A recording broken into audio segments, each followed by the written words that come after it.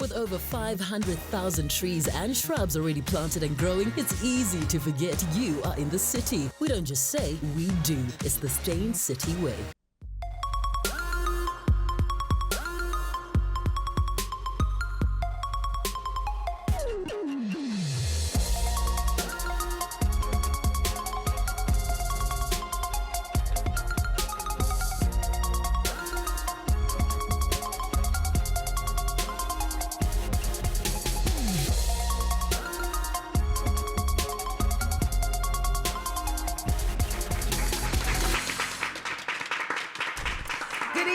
Welcome to Real Talk on SABC 3. The stage is yours. Now, for most of us, attending a cricket match is like a leisurely time where we get to enjoy ourselves. But if you're a guy with a plan, a cricket match is an opportunity that you can use to kickstart your career and not be a cricketer, right? That was exactly the case with our first guest who started DJing at cricket games. Soon after that, he was being requested to DJ at school events, at parties and clubs, until eventually a big break came knocking at his door in the form of YFM.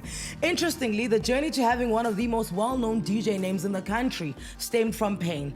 Born with a deformity in his feet, he found a way to turn a nickname used to make fun of him as a child into a brand name that today makes him big bucks. I think he'll argue the big bucks part. We'll talk about it later.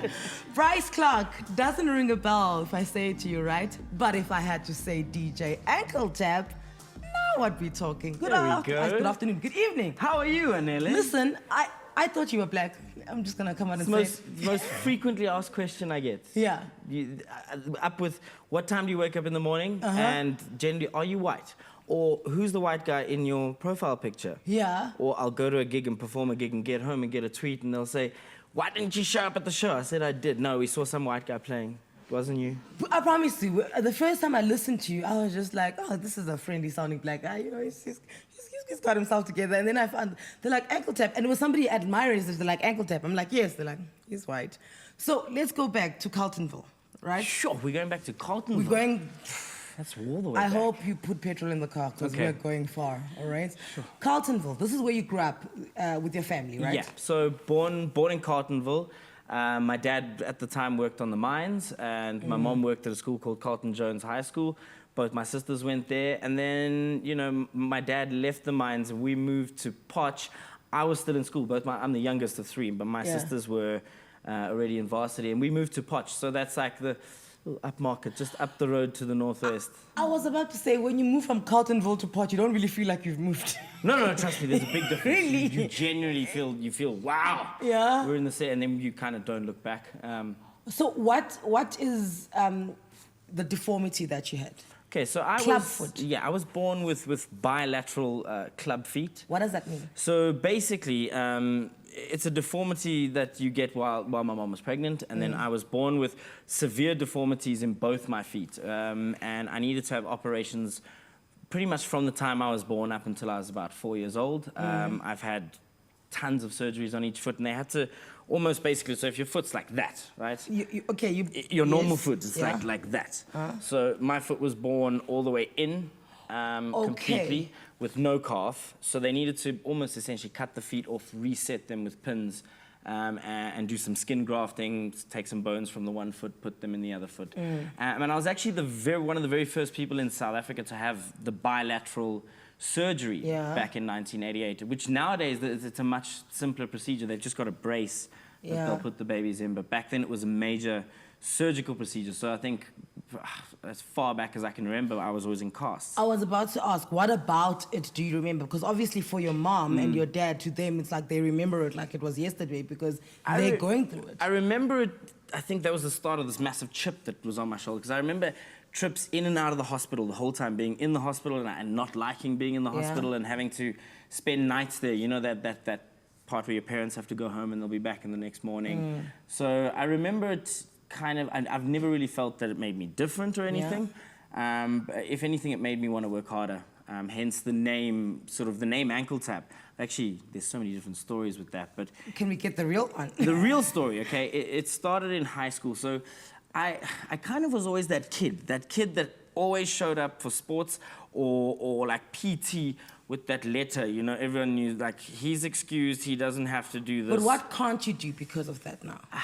At the moment, nothing. You So know, now you could run? I could run, I could walk, but back then it was a lot more difficult. I had to have special school shoes, so I kind of was always hated the fact that I was different. You know, I had to get special permission, couldn't wear the normal school shoes, had to get other school shoes.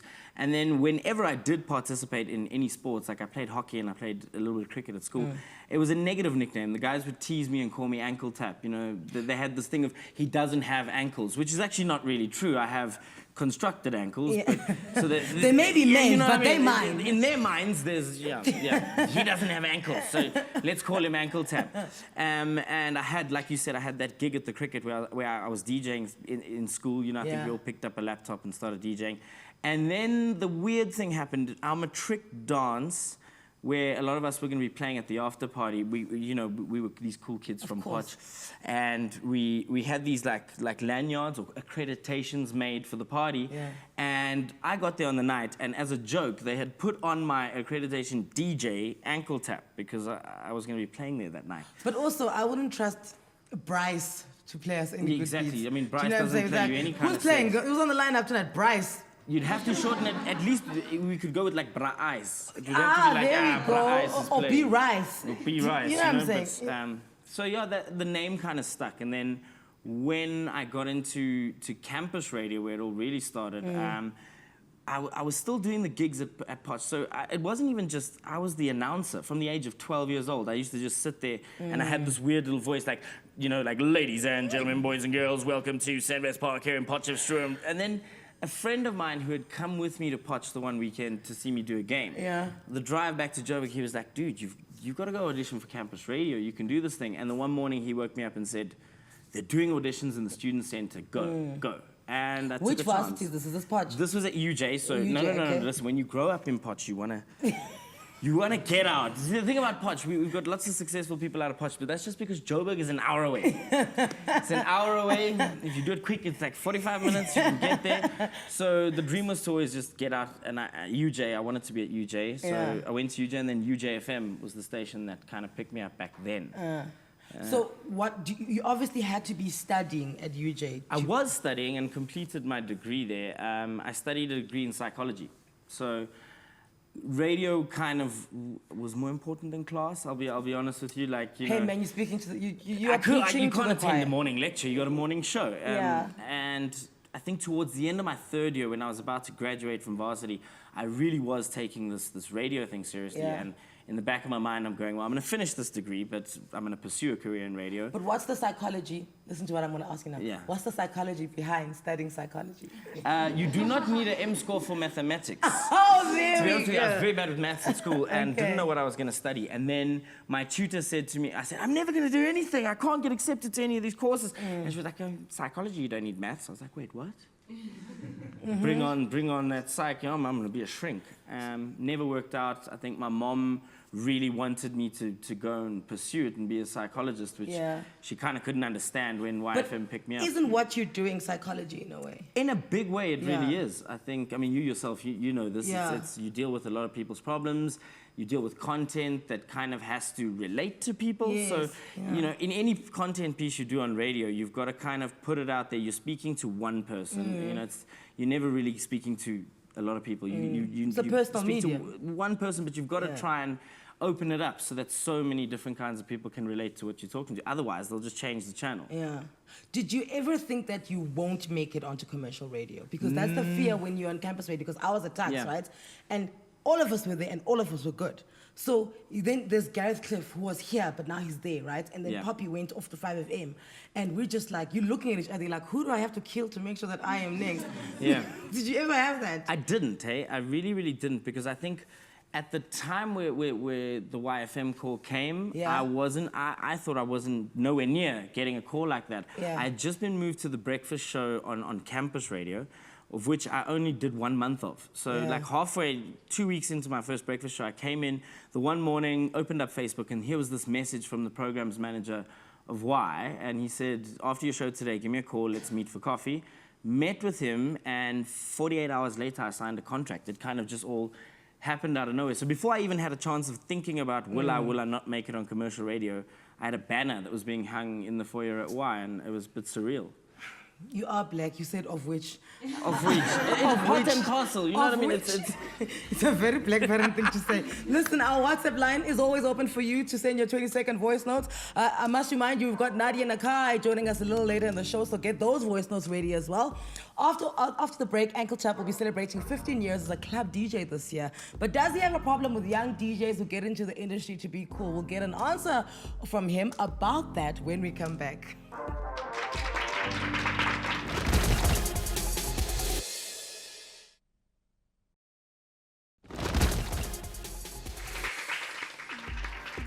Welcome back to Real Talk on SABC 3. The stage is yours. So aside from his great run as a radio presenter over the years, Ankle Tap is also a producer. In 2015, he was listed as a finalist to represent South Africa in the annual Miller Sound Clash event hosted in Las Vegas. But does Ankle Tap feel that there aren't enough competitive events in the DJing space that expose South African DJs? And I'm talking not DJs on radio, wiki wows. DJs. Yeah, wiki wows. Wiki wows. Or more like in our house scene, like.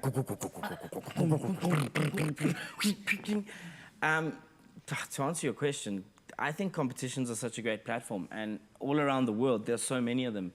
Yeah. But we definitely don't have enough of those kind of platforms here, where you can just kind of enter and be sort of catapulted into a competition that's going to get you somewhere. Yeah. But I really think the thing is, we were the capital of music right now, house music, and it's such a big thing. And being a DJ, we have so many DJs. I think there's so many that they create this hype for more and more and more. Yeah. And I think we're seeing kids from the age of 10 now wanting to be a DJ. I and think it's a problem. My belief, and this is like my ideology, is that the only way you grow an industry is by more people doing it, right? And do you feel like there are gate blockers when it comes to the DJing, like the club DJ? Do you think that there's people like there's bouncers and they're not allowing, you know, new people in? I think there definitely is. That's sad. There really are. I think there are a lot of established DJs who are not necessarily opening the doors for up-and-coming talent. We're seeing more of established DJs sort of latching on to DJs that are maybe just 2 or 3 steps behind them, because it's just easier to market those guys. You know, you find someone who's already got a bit of a platform of his own. But you know how many times I go to these venues, and I've said this, you can go from Kasi to Kasi, you can go to Tembisa, you can go to Hammanskraal, you can go anywhere, and you will find a venue that are booking a named DJ. They're paying this guy 10, 15,000 rand to come there and perform. And the guy that's been playing for 4 hours before you, and he's probably gonna play for 4 hours after you, he also works behind the bar. He's getting 200 bucks to be there for the whole night. But skill-wise, the guy can probably mix the named DJ under a table. But I think the real problem comes is, how do you market this person? How do you, a lot of young DJs in the hoods, they've got the talent, but you need more than that. Sadly, you need the... Is that why you're saying competitions would do it, because then we're out there flexing our skill? Exactly, because competitions can just put you, I mean, they can give you a pair of headphones that you ordinarily would never have been able to buy. You could win equipment that you could practice on every single day that could just make your craft better. They can give you sessions where you win a recording deal and you work with someone and they make a track for you and your name gets out there. And I think a lot of the problems that we're having on the production side of things is we're seeing too many ghosts. Like, a lot of real good producers are just getting their beats bought. So a big producer can step in, I like this beat, I buy this beat. How does one buy a beat? You literally draw up a contract, you go to a producer, you say... No, I get that. Look, I get the legalities of it. Because if I come, listen, if I do something and someone comes to me and say, we're giving you, you know, 2 million for it, they can have it. Give me the 2 million. Okay, so but I'll explain it like this. How do they hear my beat for them to be able to say they want to buy it? Sad thing is, it was probably sent to you by that guy saying, hey, please can you listen to my song and put me on? And then you get this message back saying, hey, I'd like to meet up with you, come through to the studio, only to find out that the guy says, I like this beat, let's do a collaboration. And your name kind of gets lost in the whoever featuring, what, and that's all it really is. But the guy who now essentially bought the beat from you, he's the one that is getting booked. Yeah. See, people don't understand. It's not about selling the tune. Yeah. It's about the bookings that come from the tune. If you've got a hot tune right now, you get booked. I think right it's really through. difficult, though, to tell a hungry person to not take money for their piece. That's another thing. And then you've got the issue of lots of famous top-tier DJs. Look, just because you're a DJ does not mean that you're a producer. Production is a science. It is literally, not every DJ can produce their own music. So when you become big and you've got all these bookings, there's a massive demand now from not only your management but the public for you to release a tune. But if you sat there behind Fruity Loops or Logic or any of these things that kids are going to ASC to study for, they can't do it. So they go and they buy a beat and they put their name on it, and now they've got a hit, like a hit song, and the cycle just keeps turning. You remind me of the initial wave of Y, you know, the Freshers and the Bad Boy Tees and the Root Boys, because as much as they were entertaining and as much as they were, you know, they still are great fun to be around, there was a certain voice of the youth that they encompass, and you have that. I've kind of just grown into my current name, which is Malume. You know, like everybody just calls me Malume, which is weird. No, I mean, but you look at wait, me- so it's Ankle Tap, it's Malume. Yes. And then listen to this voice note. Roll it, please. Hi, Anele, my name is Buitumela Khatlhane, and yo, Ankle Tap, bruh. Like, wow, you have a fan in me, like, legit for real. So your name, ne? Let's just get into your name. Malume Pompo, right? There we go. My dad, like, when he was in grade 4, like, apparently he lost, like, Pompo ya kuskolong. So that's how they called him Pomp. So tell me, why is specifically your name Pompo? Like, why do you call yourself Malume Pompa? I love you. Love you too. Thank you so much for sending the voice note. Okay, so I'll take it to you like this. My name has evolved. It's been the strangest name in radio, and the strangest thing is the evolution. So I came in and I'm this DJ Ankle Tap, but it's kind of the way I say it. So I came in, I'm like, sure, DJ Ankle Tap. Ankle. A lot of people thought I was saying Uncle Tap. So that's where Malume came in. They thought it was Uncle Tap, so it became Malume Tap. Then, as you know, Pompo. Pompo, yeah. So there's Malume Pompo, and then it evolved again. I got a call on my one show, and the guy was like, "Sure, Malume Tivoli," because Tivoli, they, you know, The expensive they sell taps. taps, yeah, expensive taps. And then it evolved from that. They shortened it, and it became Brativza.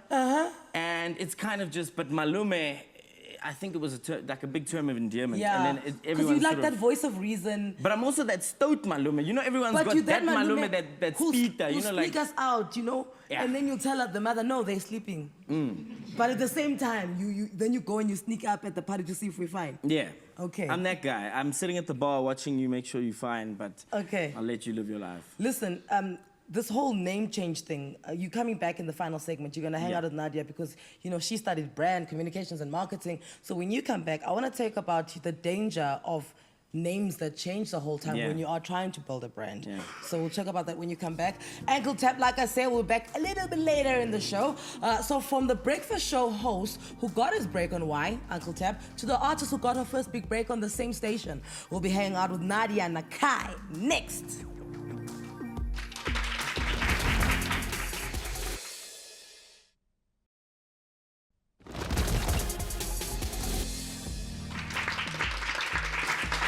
Welcome back to Real Talk on SABC3. The stage is yours. Now, there are a number of achievements that have come before what is panning out to be a successful career in hip-hop for our next guest. As a double major graduate in marketing and communication studies, she did a 2-year stint in advertising. Thereafter, she ventured into television, where she presented a show called Daily Planet, as well as a feature on SABC1's Battle Stations. But since her arrival to the rap scene in 2015, it's been all about the music. And now she's giving fans an up-close and personal look into her life as an artist through a new docu-series titled Bossing Up with Braga. Take a look.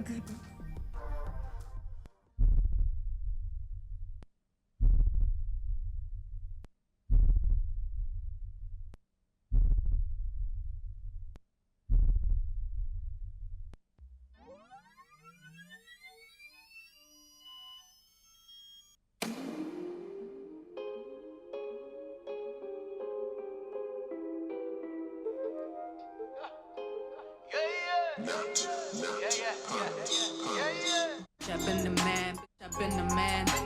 Couple ass shots, shut down Instagram. Been the man, been the man. Double tap.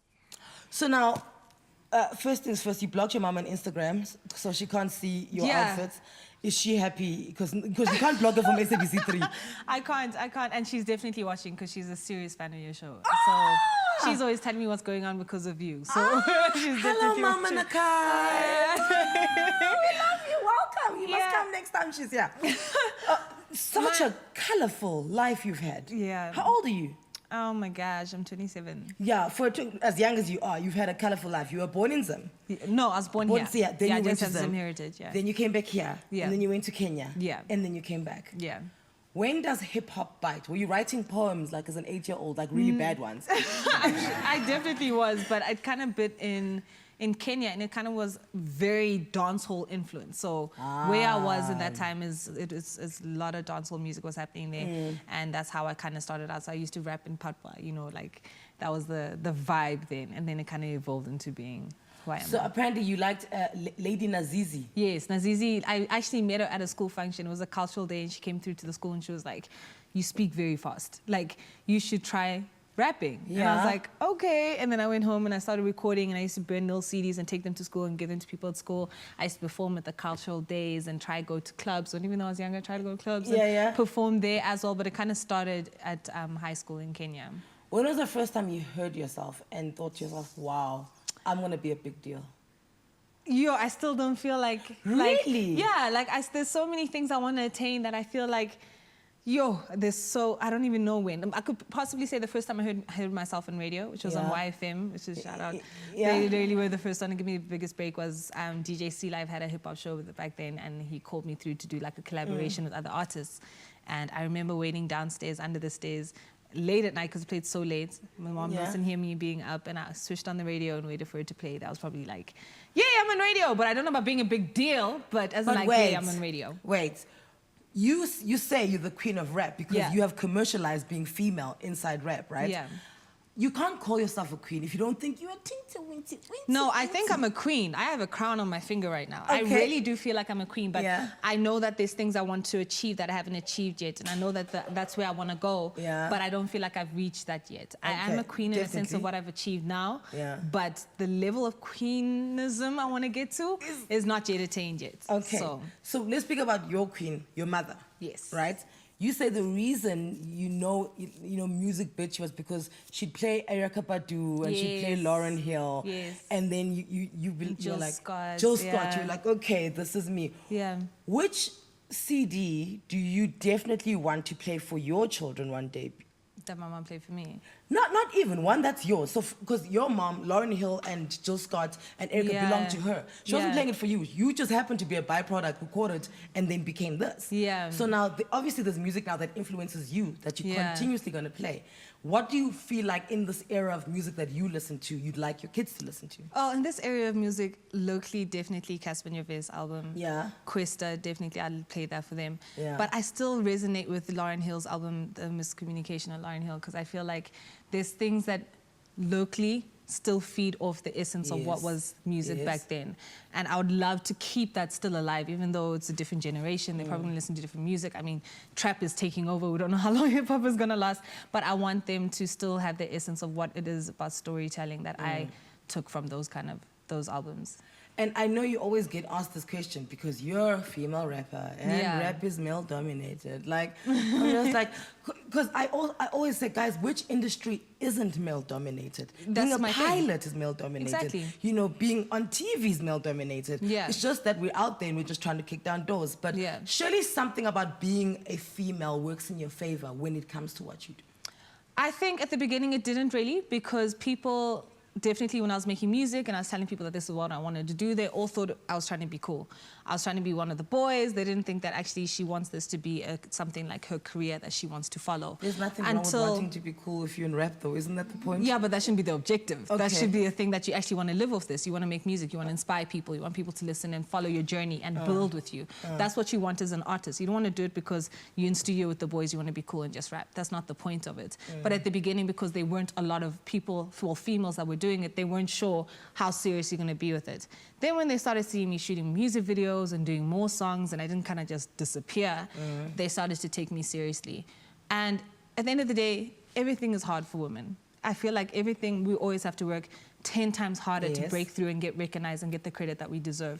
If we need to be on a lineup, we have to be one of the #1 female artists in the country. Whereas guys, if you look at a lineup, there'll be like 5 guys in the lineup. Doesn't mean all of them have a hit single at that moment in time, but they're always top of mind. Whereas a girl, you have to really break the barriers in order to get on a lineup like that. Do you feel like there's also this thing where, you know, it's only one woman at a time? Just wait, okay? Yeah. You know, we can't have... You know, we can't have 3 of them. Like, Lord forbid we have Nadia, Rouge, and Nomuzi on the same lineup. What do you think this is, a book club? Honestly, I think guys, okay, not guys, but people in general, including women, like to pin women against each other. It's like they feel like they should only be one. And sometimes I think as musicians, we adopt that because on social media everybody's saying that, in the magazines everybody's saying that, everybody's telling that to us, so we end up feeling like that's the way it should be. There should be only one person, and you kind of have to force yourself out of it. Because if somebody's saying things to you like 2,000 times, after you're like, what is she saying about me behind my back? Exactly. Like, what's going on? Then you just start formulating these things. And I was actually a victim to that. There's a lot of times where you hear songs where I've taken subs at people, and I'm just like, because I'm hearing things, and it's like, why don't I just pick up the phone and call you? And I've adapted that now, where I actually apologize to the people I subbed on my songs. And said, listen. Did you call them and say sorry? Yes, literally, I did that because it wasn't good energy. For me, it wasn't good energy. I didn't like that energy. I didn't like the person I was becoming. And when you have negative energy like that, you'll see them everywhere. Like, you will see them in the car or everywhere. You can't avoid them. Why is she doing it again? Why is she eating ice cream? Exactly. That's not good energy that you want, especially when I'm working on my album. So I apologize to those people, and now I've gotten this thing of, if I feel like you took a jab at me or you subbed me, I'm gonna ask you, and you must say it to my face. And if you say it to my face, it's a different conversation, okay? But I'm no longer gonna assume things. You know what I mean? But surely hip-hop does require a little bit of, I'ma go at you, and, you know, because I don't believe that. Really? I really don't believe that. I feel like people like controversy, because it's, and I feel like as a musician, for you to be successful, you have to kind of be more than the music. You must have good music, but you must also have talkability about you that is not just about the music in order to be a successful musician. And I like in that sense, I don't think that it should be negative. It doesn't necessarily have to be negative talkability. And I think that sometimes we think that's what's gonna work for us, but not always. We can change that. And that's what I'm trying to do. I'm trying to keep away from the negative stuff because it doesn't affect me well. Listen, there is no doubt that Nadia sees herself as a hip-hop heavyweight. Look, on the way there. She doesn't want to call it that just yet. And obviously she calls herself the first commercial female rapper. We're going to unpack that a little bit later as well. At times she's been described as South Africa's answer to Nicki Minaj. Does she agree, or does she not like the comparison? That question she will answer after the break.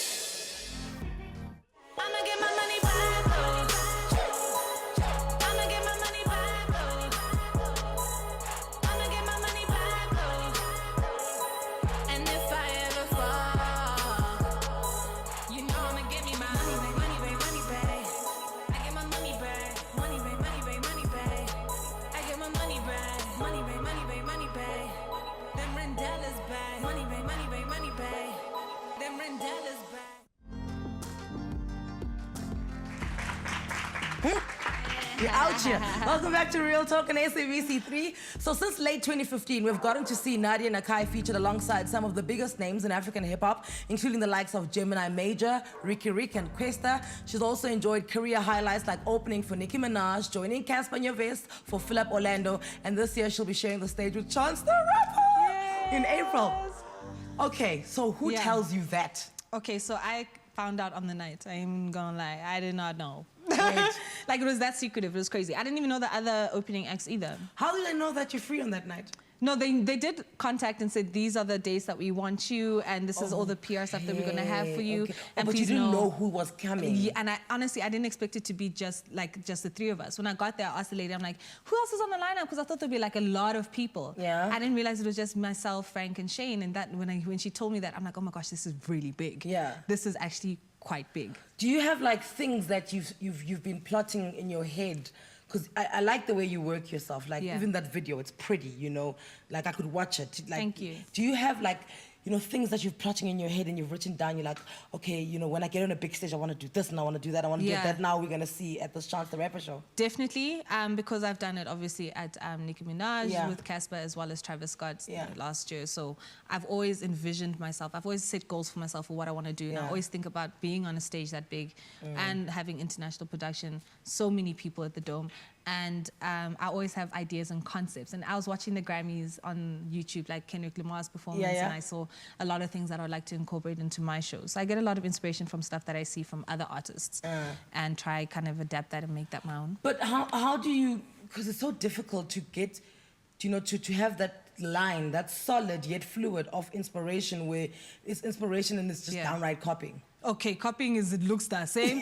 No, definitely not. It's a copy and a paste. No, we can't do that. I mean, you can't copy and paste, but you can, it's allowed to see what other artists are doing and get inspiration from that to see what you could do. And there's so many things that you can do. Like sometimes I feel like people overthink things. They'll think, okay, it's such a big stage, it's Chance the Rapper, you need to go all out. But sometimes the essence is in simplicity. And that's what I saw amazing in Kendrick Lamar's performance. And not that I want to take the concept, because he was dealing with their social issues of young black children that are dying and whatever, that he decided to showcase that in his thing. I can't take that and use it for my country because we're not dealing with the same issues. But there's simplicity in his performance is what inspired me. Yeah. And what about the comparisons to you and Nicki Minaj? Like, how does it come at you? At the beginning, it used to frustrate me a lot, but then I just felt like people were trying to find things to discredit me for. I was just trying to be myself, and people would be like, oh, you're Nicki Minaj or whatever. And I felt like they're just trying to find holes to poke when I'm actually just trying to do what I want to do. But now, it's completely different, because I'm so sure of myself as an artist. People will always have opinions about you. And luckily, they're talking about me. If they weren't talking about me, that'd be the concern. That's the issue. You know what I mean? And I'm just, the issue is that I'm feminine. I'm in touch with my sexuality. I like girly stuff. I like colored hair. I like looking pretty. And Nicki Minaj likes that too, because she's a woman. So people will always compare those two things. I would definitely have to be completely different in order for you not to compare me to Nicki Minaj. I'd have to be like a Debrat or Missy Elliott. And which if is I did, which is not who I am. But Yeah. even if I did that and I was a little bit more thuggish, it would be you, not you, SA's Missy Elliott. There's always somebody they're going to try to put you against. And I'm so okay with that now, because I'm sure about who I am as an artist. No, because, you know, when people look at those things like insults, I'm just like, you know, people are like, oh, Anele, you're trying to be Oprah. You're right. Yes. I'm definitely trying to be Oprah. Is she the boss? Exactly. You're right. I'm so okay with Can it. you help me? Let's go on this road together. Do you know what I'm saying? Do so you as know soon her? as they Can we put call her? Yeah, do you have a WhatsApp number? Can we sit down with her? Yeah. Like, because as soon as they're putting you in that bracket, for me, the first thing that will come to me is not an insult at all, on any level. So when you go on stage and you share in the stage with Nicki Minaj, you know, do you like, oh my word, Nicki's watching, No, like I was so excited. I couldn't believe it. That's something that's on, I'm sure, every female rapper's bucket list, to be able to be on that stage. And the fact that I was there was just so exciting. And like I was on cloud 9. There's nothing anybody could have said to me that day. Like it was just me. And also I was a surprise. Like I announced on the day when I was backstage as well, because I wasn't allowed to say anything. Okay, so besides Cassper, and besides your mother, who do you look to bounce ideas off, bounce decisions off? Because you're making a lot of decisions. You know, there's a lot of yeses, but you'll have to say a lot of no's. Right? So who's that person? It's actually more than one person. It's my team. As in, like, separate from Family Tree, I've built a team that really focuses on Braga and everything that encompasses that. And mainly my publicist, actually. She's the person that I mainly sit down and be like, I have this idea, and this is what I want to do. And she'll be like, girl, no. Like, don't do that, wait. You know, and I'll be like, okay, there's a lot of PR that's happening right now. Do you think it's diluting my brand that I'm on all these stations? And, you know, there's things that I'm very concerned about. And she'll be like, listen, calm down. I know what I'm doing, and this is good for you, and this is not good for you. Because I don't want to say yes to everything. You know, and I want to make sure I'm saying yes to the right things, the right brands, the right collaborations. No's will build your career a lot quicker than yeses. I agree with you. So I'm trying to make sure that I'm being very strategic with all the attention I'm getting right now. And I want to make sure that I'm aligned brand-wise correctly. I don't want to just... Money! What does your publicist think you could be better at? Oh, snap. I don't actually know. I think... Like, what is she always writing you about? About how I deal with people. Really? Yeah, I think in a sense I take things very personally, and sometimes she's like, Nadia, it actually is not that serious. I think I'm sometimes like an open heart. Everything is just stabbing me and I'm just absorbing everything. And she kind of is like, yo, life is not like that. These people are not in your life. As long as the people that are close to you know what your truth is, you shouldn't let these things affect you. And so like if something is going on Twitter, I'll send it to her and she'll always be the person that's like, yo, oh, why did you do that in the first place? Yeah. Or like she's that person that'll be like, I'm gonna tell you the truth and this is what it is. She's definitely not a yes man. So I like people that are like that. We yes ask woman. every artist that comes here this question. Yeah. Give us a song in the last 18 months that was done by someone else, and every time you hear it, you become a little bit jealous. You're like, oh, I should have written that song. I know that one. Which one? Cardi B. Which one? Bodak Yellow. If you wanted to. This is red bottom, this is bloody shoes. Cut it. Come on, guys. Really? That flow was so simple. She didn't even try. And it's the same flow the whole situation. It actually still makes me cry. You're like, come on. I mean, come on. That is Kodak Black. That's like, she literally took someone's flow, made a song, and she blew up. Like, so she would seem to be the new rap kid on the block. Yeah, definitely the new rap kid, but I don't think the rap queen is yet, because I feel like people need to understand that you have to go through a journey to be considered a rap queen, which Nicki Minaj I feel still is. She's done a lot for her career. She's been in the game for a while. I don't think you can just come into the game now and just say, yo, I'm the rap queen. It doesn't work like that. I feel like it takes a lot of time. You need to do a lot of different things and get into movies and do all of that stuff, and that all takes time. It's a journey. I'm glad you're getting into now the holistic thing, you know, not just, you know, rap, the TV, the radio, the print, you know, when you're building the entire scope of being a brand. I'm glad you're getting into that, because Ankle Tap is going to join us. Okay. And then we're going to discuss this with the South African music scene having gone through its fair share of evolution, from kwaito to house, and currently with hip hop and Gqom taking center stage. How do Nadia and Ankle Tap see the evolution of music and brands and tying it all in together? We'll chat about that after the break.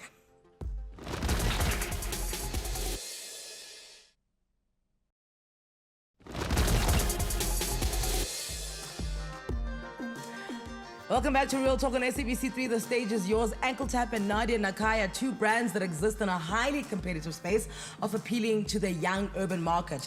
Let's get some insights into their respective strategies behind building each of their brands. Now, the pressure to build a brand, your brand. Like, I don't care who you are. If you're in the entertainment industry at the moment, there is a pressure to just I like to kind of differentiate yourself, yet be part of the pack. How do you go about it? Well, I've always thought about branding from the beginning, because I feel like it's very important in order to have a brand that people can identify with, because when someone else does it, they will say, that's Nadia Nakai. And you want them to understand that when you're doing it, you're copying Nadia Nakai. You want that. You want people to identify with you. And I've evolved. That's why with like each release, I'll have like a different look and feel. With Namin, I went with that unicorn hair, not just a plain solid colors, and like the hair needs to be different colors. That's the kind of look I'm going for. But then you have to do that all the time. Yeah, but I have various wigs. Okay. So various wigs. I'm just concerned, because it's like now I see you there at the supermarket. I'm like, that ain't you. I know, but you know, sometimes when I'm trying to hide, I will wear like a toned down wig, so that people can be like, I don't know if that's Nadia or not, and I don't want you to cut me. Are you as, for lack of a better word, obsessed? Are you as strategic, there we go, when you come to, you know, Ankle Tap, the way we see Ankle Tap? I mean, earlier I touched on the fact that it's Ankle Tap, then it's Malum, and then it's Tivoli, you know? I think I'm getting there. I think I'm getting there now. I've been on radio for 10 years now. Woo, wait, stop. Hey.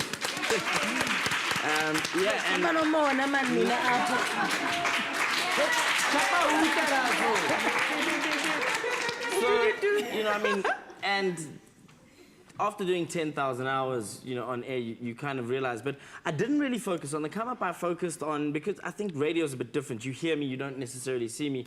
But I'm now becoming a whole lot more aware of being strategic about handling your social media accounts, about doing this or doing that, and building this following. Because now you're an influencer. I mean, now we are influencers. You know? So it's a big. By the way, go the whole of Mzansi right now. Hi, mom. Can just follow me on Instagram. They'll put my handle up. DJ Ankle Tap, one word. Shapa follow, and you'll see that my account is actually private. And that's a strategic move. Why is your account private? That's a strategic move because I don't give my content away for free. I'll gladly accept any follow request that comes through.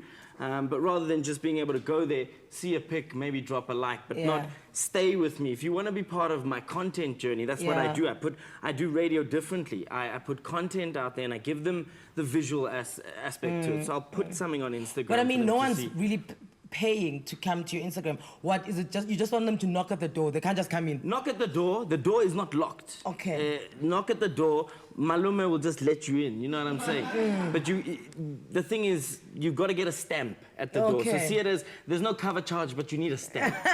So and you can get a pass out if you want. You can unfollow if you really don't want to stay with it. But yeah, I am becoming more strategic about how I at least do my radio and how I relate that to the music that I want to be associated with and the producers that I want to work with and the collaborations and the artwork. So it kind of gets there after all these years in the game. You're like, wow, I have to do more. You know, you get a publicist, you get an agent, you get all these people in your life and you're like, what have I been doing? What have I been doing? There's something you two have in common. I don't know if you guys know it. We'll discuss it right before we say goodbye. Before we do that, let's give other children a chance.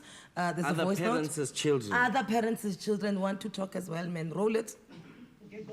Oh, good evening, guys. Oh, man. Uncle Tabs. Oh, I love him so much.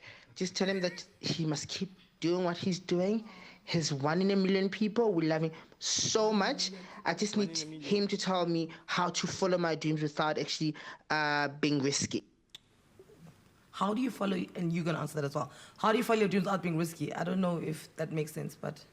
I think you've always just got to do you. You've got to take risks. To say that you can't be risky, you're going to be cautious and no one's going to remember you. You know, like I found it fascinating, Nadia's comment on, you know, hip-hop, because I tend to agree with you, Anele. I think there needs to be a bit of teeth in it and there needs to be a bit of controversy. But I think it's not just the risks you take, it's how you take a risk knowing playing things out. I like to just play it out in my mind beforehand. So if you are going to do something and you're going to take a risk, think about all the possible ways that this could go. Yeah. So if it goes like this, what am I going to do? If it works, I'm going to flow off that and then do this and then do that. So if you've got 10 different scenarios already played out in your mind, I think I can come up with a million ideas a day. But I like to now write those down and just have a plan.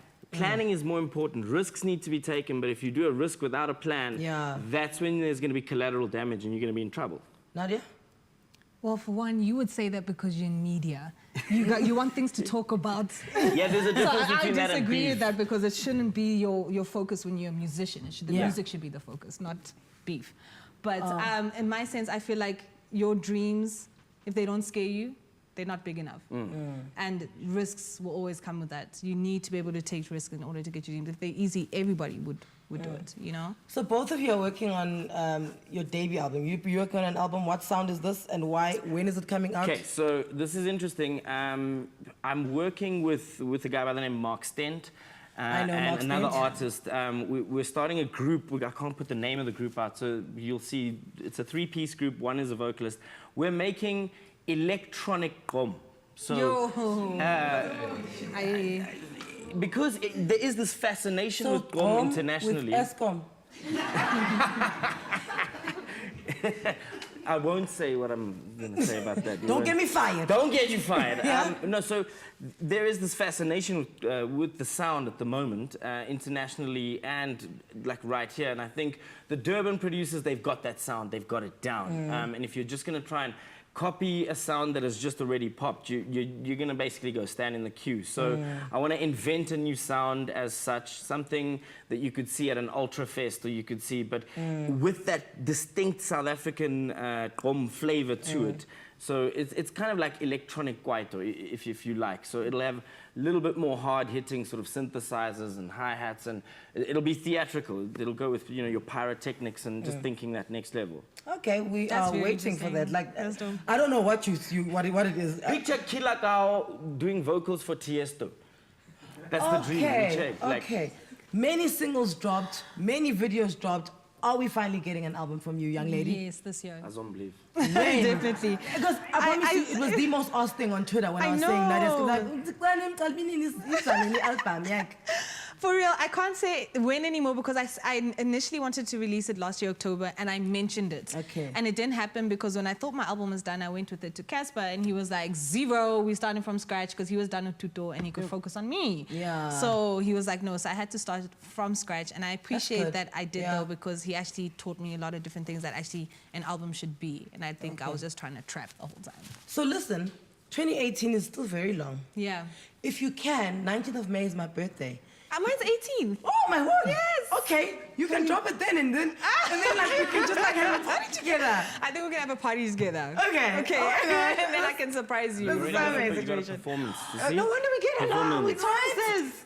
twice. Okay, listen, we have to go. Lady in the top at the left with the hair and your red lips. Apparently you're trending on Twitter. Everyone is like, woo! Yes. There you go for you. Clap for yourself. That's like when I played Sister Bettina at the Summers. By the way, that was me. I don't think a lot of people know that. Oh, wow. Okay, ankle tap. Thank you so much for joining us, as well as Nadia Nakai. Tomorrow, you'll have made it to a very long week. You're at the end, right? So we want to reward you for your pain that you've endured.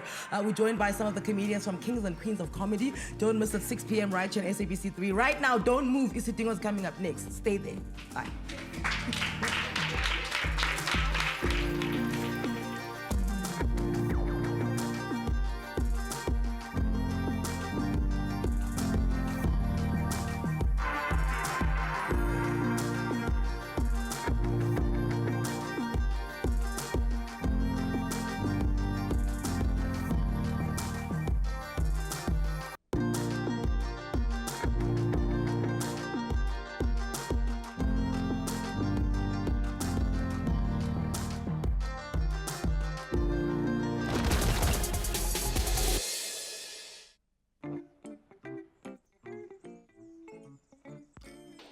That's cheeky.